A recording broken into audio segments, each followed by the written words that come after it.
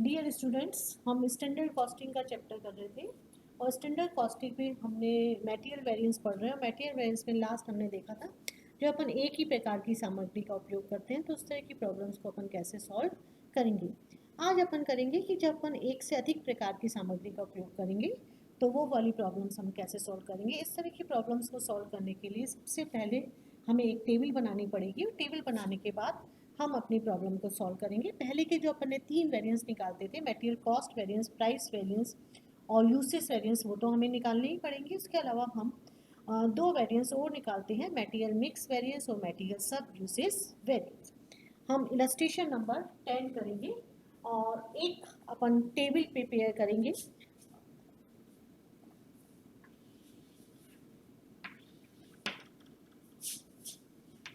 Standard और हमारी actual, ये तो हो गया हमारा स्टैंडर्ड टाइप।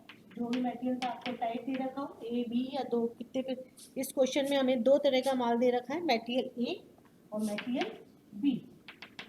ए और material B, standard quantity, standard price और अमाउंट। अमाउंट का मतलब होता है स्टैंडर्ड क्वांटिटी और स्टैंडर्ड प्राइस को आपस में मल्टीप्लाई कर देते हैं। ये हमें केजी में दे रखा है। स्टैंडर्ड क्वांटिटी आपको क्वेश्चन में बता रखी है 120 किलो और हमारी यहाँ पे प्राइस थी 5 रुपये। इसके अलावा बी में हमें 80 किलो और प्राइस थी हमारी 10 रुपये 800 रुपये। Total standard quantity, total standard quantity लिखिए या इनपुट लिखिए, दोनों का मतलब एक ही होता है, 200 और टोटल हो गया ये हमारा 1400 रुपये। लेस लॉस, लॉस क्वेश्चन में हमें बता रखा है, लॉस क्वेश्चन में लॉस नहीं बता रखा बल्कि स्टैंडर्ड यील्ड दे रखा है। स्टैंडर्ड यील्ड का मतलब होता है आउटपुट। यील्ड और आउटपुट का मतलब एक ही होता है। ये बता रखा है हमें 140। यदि हमने 200 किलो इनपुट किया और 140 आउटपुट हुआ तो जो ये डिफरेंस हुआ हमारा 60 का, वो कहलाएगा लॉस। इसके बाद हम इसी प्रकार से एक्चुअल का बनाएंगे। टाइप दो तरह का वही होगा माल, ए और B. Actual quantity, actual price और अमाउंट, रुपीस अमाउंट आएगा। एक्चुअल क्वांटिटी को मल्टीप्लाई कर दीजिए आप एक्चुअल प्राइस से। 122 किलो रेट है हमारी वही 5 रुपये। 88 किलो रेट वही 10 रुपये 880 का हो गया और 122 को यदि हम 5 से मल्टीप्लाई करेंगे तो आपका आएगा 610 रुपये। और एक्चुअल आउटपुट है यहाँ पर, ये होगा टोटल एक्चुअल क्वांटिटी या अपन कह सकते हैं इनपुट 210, 1490 का हो गया, लेस लॉस और ये हुआ हमारा एक्चुअल आउटपुट या जिसको कह सकते हैं अपन एक्चुअल यील्ड। और एक्चुअल यील्ड हमें दे रखा है 154 किलो। डिफरेंस निकाल लीजिए ये इसका, 210 और 154 का 56 किलो हमारा लॉस हुआ। इसके बाद हम अपनी प्रॉब्लम को सॉल्व करेंगे। प्रॉब्लम को सॉल्व करते समय बिल्कुल अब हमें कोई क्वेश्चन को देखने की जरूरत नहीं है, सिर्फ हम इस टेबल की सहायता से प्रॉब्लम को सॉल्व कर सकते हैं। सबसे पहला वेरिएंस हम निकालेंगे material cost variance. Material cost variance का वही फॉर्मूला होगा जो अपन ने पहले पढ़ा था, total standard cost minus total actual cost. Total standard cost minus total actual cost. Total standard cost निकालने का हमारा तरीका होता है total standard cost upon standard output into actual output minus total actual cost. जैसे अब तक अपन दे रखी है यहाँ पे 1490 और टोटल स्टैंडर्ड कॉस्ट मुझे निकालनी पड़ेगी 1400 divided by 140 into 154 1400 divided by 140 into 154। तो आप इसको यदि कैलकुलेट करके निकालेंगे तो आपका आ जाएगा ये 1540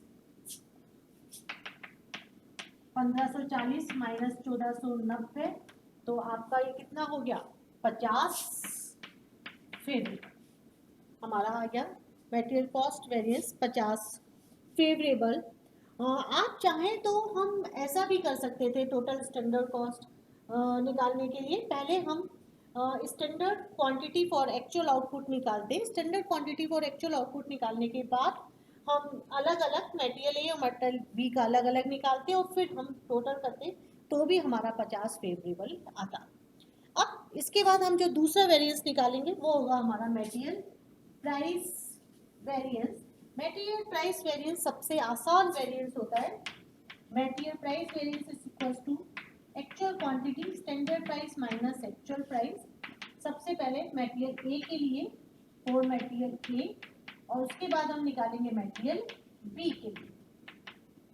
एक्चुअल क्वांटिटी है मेरी 122, स्टैंडर्ड प्राइस है 5 रुपये और एक्चुअल प्राइस भी है 5 रुपये, 88, 10 रुपये और 10 रुपये। 5 में से 5 गया तो 0, 0 से किसी भी संख्या को मल्टीप्लाई करो तो 0 ही आता है, तो यहाँ पे हम लिख देंगे निल। दोनों में यही आएगा और तो मटेरियल प्राइस वेरिएंस हो गया अपना निल, 0 हो गया। तीसरा जो वेरिएंस निकलता है वो होता है हमारा material usage variance. Material usage variance, material usage variance निकालने का हमारा फॉर्मूला होता है standard price standard quantity minus actual quantity. यहाँ पे जो स्टैंडर्ड क्वांटिटी होती है उसका मतलब होता है standard quantity for actual output, और वो निकालेंगे standard quantity upon standard output into actual output. सबसे पहले आप निकालेंगे ए के लिए स्टैंडर्ड क्वांटिटी हमारी है 120, स्टैंडर्ड आउटपुट था 140 इंटू 154।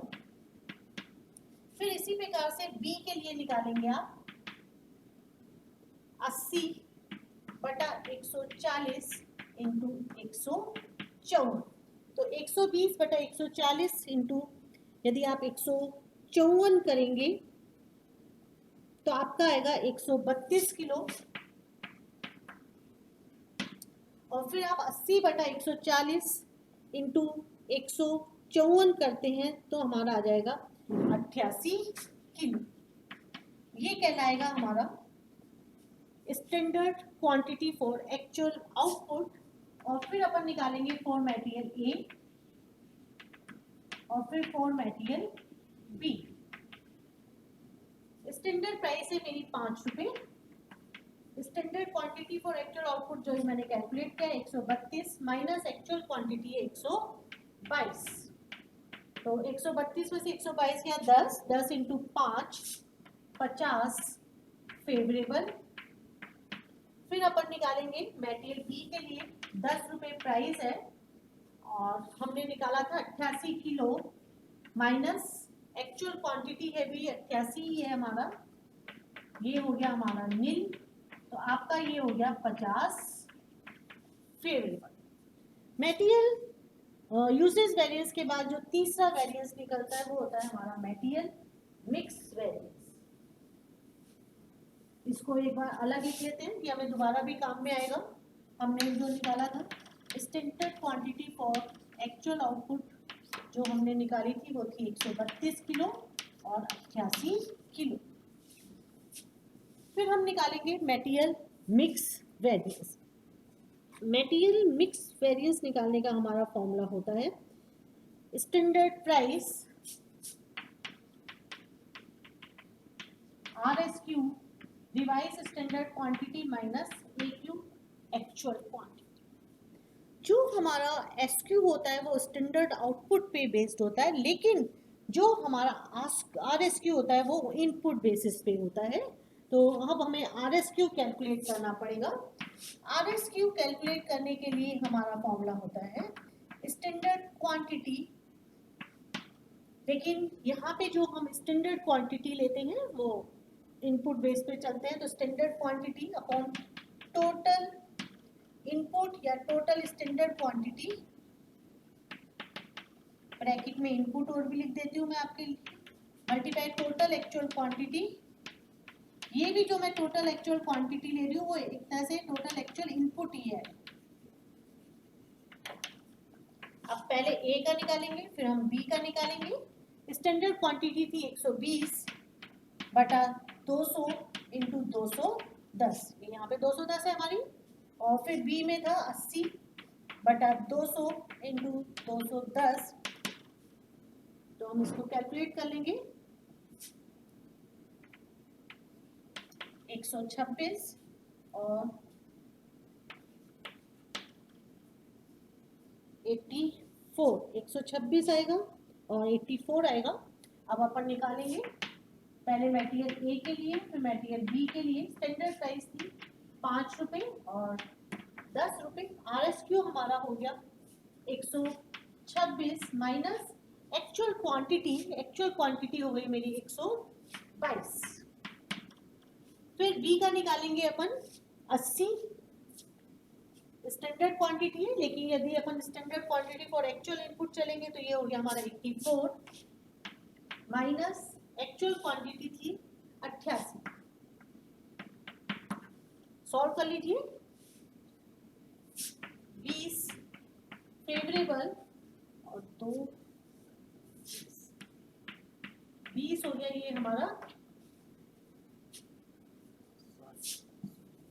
सॉरी गलती हो गया, 4 to 10 40 adverse,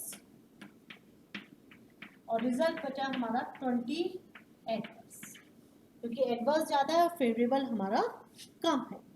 material mix variance के बाद जो सबसे लास्ट वेरिएंस होता है वो होता है हमारा material sub usage variance. Material sub usage variance.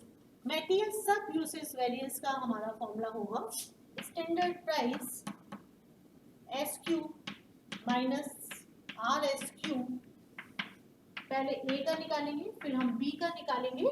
Standard price थी हमारी 5 रुपये A के लिए और B के लिए थी 10 रुपये। तो स्टैंडर्ड क्वांटिटी हमने फॉर एक्चुअल आउटपुट निकाली थी, वो थी 132 और 88 माइनस RSQ हमने निकाला था 126 और 84।